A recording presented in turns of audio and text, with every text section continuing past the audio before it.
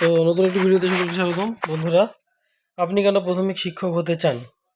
Primary TET ইন্টারভিউর জন্য প্রস্তুতি নিচ্ছিলাম, আর মাথায় আসলো যে একটা ভিডিও দিয়ে আপডেট করা যাক, যেটা পড়ছি সেটাই শেয়ার করা যাক। তো তার জন্য এটা শেয়ার করছি যে আপনি কেন প্রাথমিক শিক্ষক হতে চান।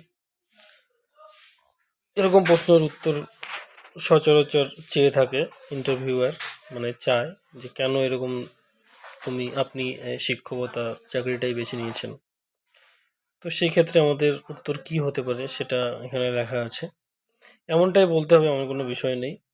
নিজের মতো করে নিজের মতো বুঝে উত্তর দেওয়াটাই হচ্ছে উত্তর দেওয়া। অর্থাৎ সুন্দর করে বুঝে নিয়ে আমাকে সেই সময়ের পরিপ্রেক্ষিতে কি বলা উচিত সেটা বলতে হবে। এটা নর্মালি যেটা বলা যেতে পারে সেটা এখানে লেখা আছে যে শিক্ষকতা একটি সাম্মানিক পেশা, এতে সম্মান রয়েছে। আমি ছোটবেলা থেকে আমার শিক্ষকদের দেখেছি সম্মানের চোখে, এবং নিজেকে একজন শিক্ষক হওয়ার জন্য ছোটবেলা থেকেই চিন্তা করেছি, মানে আমার ইচ্ছা ছিল। এছাড়া শিক্ষকতা একটি চ্যালেঞ্জিং কাজ এবং খুব ভালো আকর্ষণীয় একটি কাজ, যা মানুষের ষোড়শ শিক্ষার্থীদের জীবন পরিবর্তন করে। একজন ভালো শিক্ষক সমাজ গড়ার কারিগর।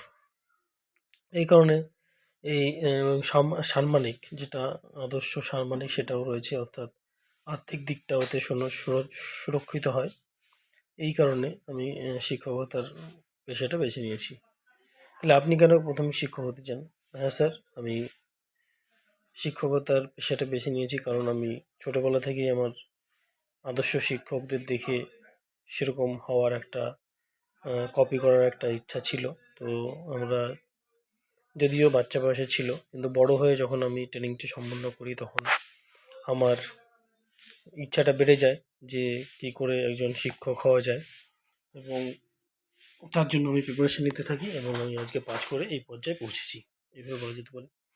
অথবা হ্যাঁ স্যার, আমি ছোটোবেলা থেকেই দেখেছি শিক্ষকতা একটা খুব ভালো পেশা, আর আমি আমার শিক্ষকদের খুব সম্মান করতাম, যার দরুন আমার এই পেশার প্রতি আগ্রহ ছিল, আর এখনও আছে।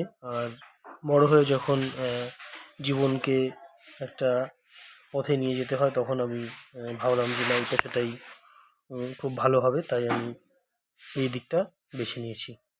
এইভাবে করে নিজের মতো করে উত্তর দিতে হবে। আপনাকে কেন শিক্ষক পদে নির্বাচিত করা হবে? আপনাকে কেন শিক্ষক পদে নির্বাচিত করা হবে? হ্যাঁ স্যার, আমি বর্তমান সময় অনুযায়ী শিক্ষা ব্যবস্থা রয়েছে সেই শিক্ষা ব্যবস্থা অনুযায়ী শিক্ষা দিতে সক্ষম, অর্থাৎ আধুনিক শিক্ষার্থীকেন্দ্রিক শিক্ষা। শিক্ষার্থীদের মানসিকতা বুঝে তাদের যে পরিবর্তনগুলো প্রয়োজন, তাদের আচরণের পরিবর্তন অথবা যে সমস্ত পরিবর্তন গুণাবলী মানে ব্যক্তিত্বের দরকার, সেগুলো আমার রয়েছে, এবং তাদেরকে সঠিকভাবে শেখানোর পরামর্শ এবং মনস্তাত্ত্বিক সমস্ত দিক আমার মধ্যে রয়েছে। তাই আমি এই শিক্ষকতার পদে নির্বাচিত হতে চাই। দুজন শিক্ষক মারামারি করলে আপনি কি করবেন? হ্যাঁ স্যার, অবশ্যই এরকম ঘটনা স্কুলে ঘটে থাকে, আর সেই ক্ষেত্রে আমি দুজনকেই কাছে ডাকবো এবং তাদেরকে বোঝাবো যে বন্ধুত্ব সর্বোপরি, কখনোই ঝগড়া করা উচিত নয়, ঝগড়া করে কোনো কিছুর সমাধান হয় না। তো আলোচনা করে সেটা সমাধান করা যেতে পারে, এবং আমি যদি সম্ভব হয় সেই সমস্যাটা সেখানেই সমাধান করে দেবো। আর যদি না হয় তাহলে পরবর্তী পর্যায়ে সেটা প্রধান শিক্ষক বা অন্য সহকারী শিক্ষক সহ সবাই মিলে সেই সমস্যাটা সমাধান করব। কোনো ছাত্রছাত্রী বিদ্যালয়ে অসুস্থ হয়ে গেলে কী করবেন? হ্যাঁ স্যার, এরকম পরিস্থিতি হতেই পারে। সেই ক্ষেত্রে আমি প্রথম কাজ হচ্ছে, যখন আমি এরকম একটা পরিস্থিতির সম্মুখীন হব তখন আমি অবশ্যই শিক্ষার্থীকে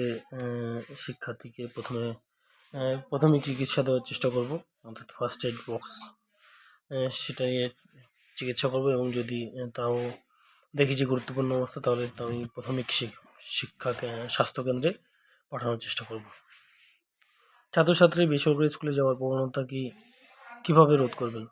হ্যাঁ স্যার, এটা বর্তমানে লক্ষ্য করা যাচ্ছে যে ছাত্রছাত্রীরা, অর্থাৎ অভিভাবকেরা, মানে তারা তাদের সন্তানকে বেসরকারি বিদ্যালয়ে পাঠাচ্ছে, কিন্তু এটাকে সমাধান করার জন্য, এটাকে রোধ করার জন্য আমরা অবশ্যই উম, সরকারি স্কুলগুলোকে আকর্ষণীয় করে তুলব। পাঠদান এবং ক্লাসে সঠিকভাবে পড়ানো, এছাড়া দেওয়ালে বিভিন্ন চিত্রলিখন, ছবি আঁকা, সেগুলো করে আমরা শিক্ষার্থীদের সরকারি স্কুলের প্রতি আকর্ষণীয় করে তুলব স্কুলটাকে। ছাত্রছাত্রীদের ইংরেজি মাধ্যমে স্কুলে যাওয়ার প্রবণতা কীভাবে রোধ করবেন? এরকম বর্তমানে আলোচনার বিষয়, যেটা অনেকের মাতৃভাষার গুরুত্ব কম মনে হয় অনেক অভিভাবকদের কাছে, তাই তারা অনেক সময় ইংরেজি মাধ্যমে শিক্ষাদান করে, যেটা সময় উপযোগী ভালো। কিন্তু আমরা এটা অভিভাবকদের বোঝাবো যে না, শুধুমাত্র ইংরেজি ভাষাই নয়, মাতৃভাষাতে শিক্ষাদান হলো শিশুর প্রথম অধিকার, এবং তাদের সেই অধিকারের কেন প্রাইমারি স্কুল গেছে সবাই যে এই যে বিপ্লব কাকা বলে দিচ্ছে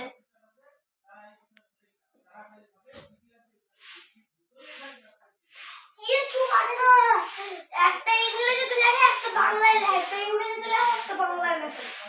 তাই মাতৃভাষার মাধ্যমে প্রথমে শিক্ষার গুরুত্ব সম্বন্ধে অভিভাবকদের অবগত করাবো।